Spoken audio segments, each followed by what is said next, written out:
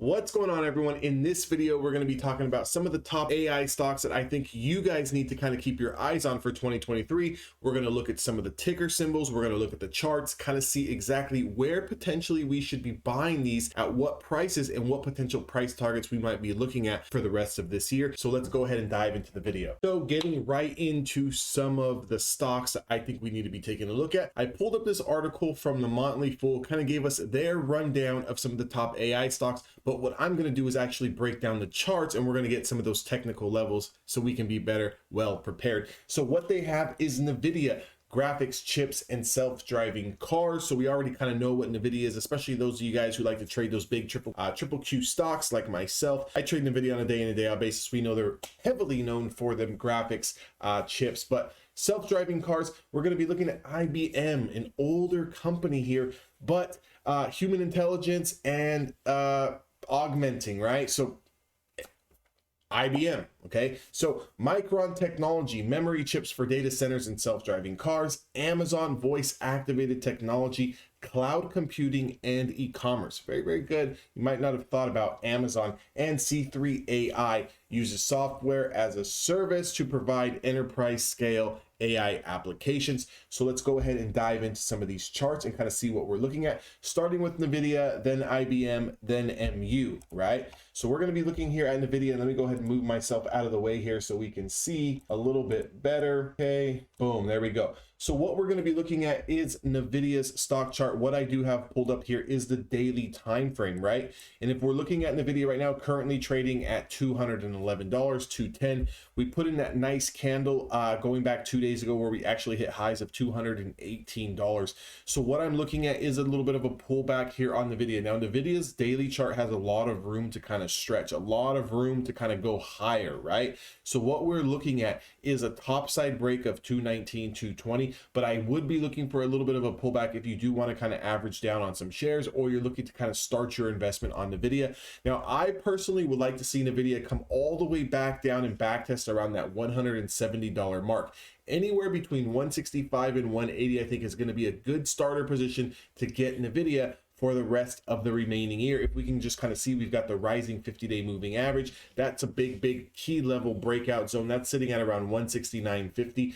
If NVIDIA does start to lose and the whole market starts to kind of take a turn for the worst, if NVIDIA starts losing 160, 161, that area, I would kind of just hang tight a little bit because we've got some lower supports at 151 and 143. But again, NVIDIA is going to be a very good stock that you're going to want to keep your eyes on. Some of the upper levels of support that we have is 200, 180, and 169. Again, for me personally, I would like to try to catch NVIDIA around 170 to 180, see if we can hold that area. And if we can hold that area and build a base and then start to move higher, that would definitely be an area where I would want to add NVIDIA for the long term.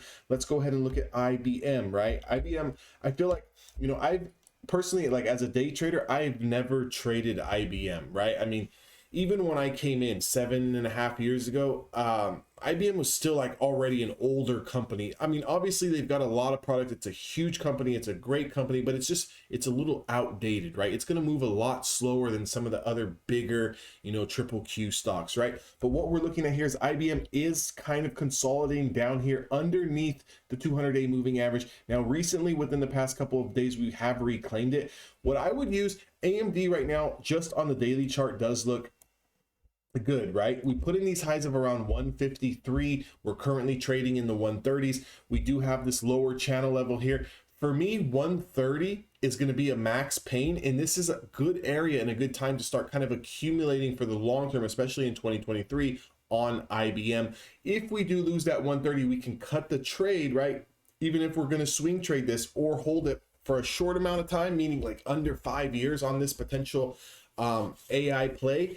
What we want to do is, if we do lose 130, we're going to want to get out of that trade, kind of see where that next low is, and then from there kind of see if we build the base and then kind of move back up to the upside. And then once we reclaim that 130 area, get back into the stock. But as of right now, I would say IBM is a good spot technically on the charts. If you can kind of see where we're looking at here, we do have this lower channel level here at around 130.58. We still do have our 50-day moving average sitting at around 143. So anything over 143 is going to be very bullish for IBM. So make sure, if you do want to kind of catch the wave before and try to get into some of these AI stocks, now might be a good time on IBM. Let's quickly take a look at MU, which is going to be Micron.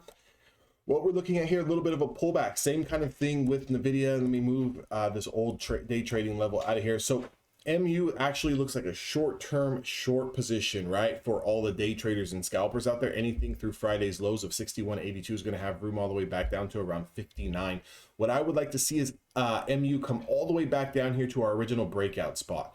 Now we gapped over our breakout spot on the 23rd of January. I'd like to see us pull back into that $57, $58 range, see if we can hold that area. I think that's going to be a very, very good opportunity to kind of get in on the stock. Now, where is our max pain? Well, if MU starts to lose this 50-day moving average, which is below 56, you can kind of give it a little bit more space at 55, but anything under $55 is a no-go. We have to kind of let the chart do its thing, let the bears do their thing, kind of see where do they stop, where do they hold, and then kind of reclaim that 50-day moving average. That's if we pull back.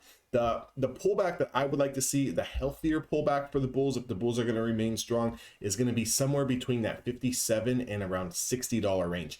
I think right there might be a good spot to start accumulating. But again, remember, if you want to keep your losses tight and you don't really want to give it that much room to stretch, well, then anything below $55, $54, we're going to have to exit that trade. But what the price we would try to be targeting is going to be over $64. And if I pull up the weekly time frame here to kind of see that next level that we would really want to be targeting over that $64, is going to be over 66.83 into 71. So 71 is going to be the short-term price target. I would give that at least 3 to 6 months. If you're looking to hold it longer than 3 to 6 months, then the next area we're really going to be trying to target is going to be that $87 price level, which is going to be this upper channel level here. So we're going to look at AI really quickly. C3 AI on a full breakout. Now, obviously, a lot of these AI stocks have been starting to explode. A lot of the smaller companies have also been starting to explode. You got to be a little bit more careful when you get to some of those smaller new technology names. Now, think about it like this. What was really running in 2020, right? It was a lot of the EV plays, a lot of that high growth, a lot of that high speculation names. Now, you can make a lot of money when there's a lot of speculation. And right now there's a ton of speculation around a lot of AI stocks. So definitely kind of keep that in mind as we're looking at a smaller stock, which is AI, that is trading at a price of $25. So if we kind of go back in time here and see, you know, AI, when it came onto the market existence, this ran all the way up to a price of $183. So if you're telling me right now that you do not believe that AI can get back into the 100s, you know, you might be sadly mistaken. So the next level we're looking at here on AI, over $28 has room to 32 and 37. Over $37 is a clear shot into 62. That's where you can really start to generate some momentum and really start to make the big bucks. Now, with AI, my max pain on this would be below $13. I don't know if that's a comfortable kind of, you know, risk for a lot of people to kind of put on. You know, you have to really think about your the risk that you're taking on. Now, if this is something you plan on holding for 3-5 years, then maybe that's okay, right? But if you're a shorter term trader, meaning you want to be in this maybe 6 months, 12 months, 18 months, then we're going to have to kind of tighten up that stop loss here just to kind of save our losses here. One thing that I do like here on AI is all of the moving averages are stacked. I could see a pullback, and the pullback area I would be looking for is somewhere between $18 and $21. That might be a key loading zone here if we can kind of accumulate some price action down in that range, kind of go sideways and then push back up. Again, don't chase here at the top closer to $28, as this is a nice big long wick here. I can see some digestion. I can see some profit taking happening here. So make sure as we're kind of going along here, we want to kind of buy into support, right? We don't want to buy at the top. We don't want to jump out of the 10th story. We want to take the elevator from the first story, right? So if that kind of notion, you know, is true, then what we would be looking to do is get somewhere in the vicinity of around $16 to $18 on AI. And as long as we don't lose that $13.30, we look very, very good. I hope this video kind of helps. I'm going to go a lot more in depth on a lot of these AI stocks, and then we're going to get more in depth on a lot of the other companies that are out there. And I'm going to keep following a lot of the price action on these current companies in this video. Again, got my resource from the Motley Fool. Just pull up an article, wanted to see what, you know, they were kind of talking about here. And I wanted to actually dive into the charts and kind of dissect it and kind of see what I see.